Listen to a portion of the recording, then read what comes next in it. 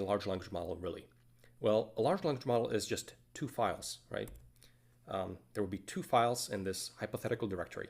So for example, working with the specific example of the Llama 2 70B model, this is a large language model released by Meta AI.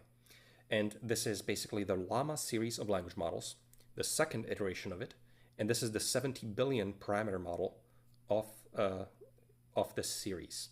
So there's multiple models belonging to the Llama 2 series, 7 billion, 13 billion, 34 billion, and 70 billion is the biggest one. Now, many people like this model specifically because it is probably today the most powerful open weights model.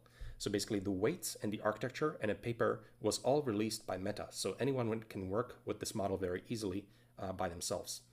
This is unlike many other language models that you might be familiar with. For example, if you're using ChatGPT or something like that, the model architecture was never released. It is owned by OpenAI, and you're allowed to use the language model through a web interface, but you don't have actually access to that model. So in this case, the Llama 2 70B model is really just two files on your file system: the parameters file and the run, some kind of a code that runs those parameters. So the parameters are basically the weights or the parameters of this neural network that is the language model. We'll go into that in a bit.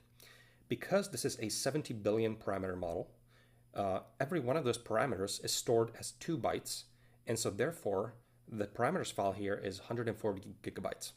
And it's 2 bytes because this is a float 16 number as the data type. Now, in addition to these parameters, that's just like a large list of parameters for that neural network. You also need something that runs that neural network. And this piece of code is implemented in our run file. Now, this could be a C file or a Python file or any other programming language, really. It can be written in any arbitrary language, but C is sort of like a very simple language, just to give you a sense. And it would only require about 500 lines of C with no other dependencies to implement the neural network architecture and that uses basically the parameters to run the model. So it's only these two files.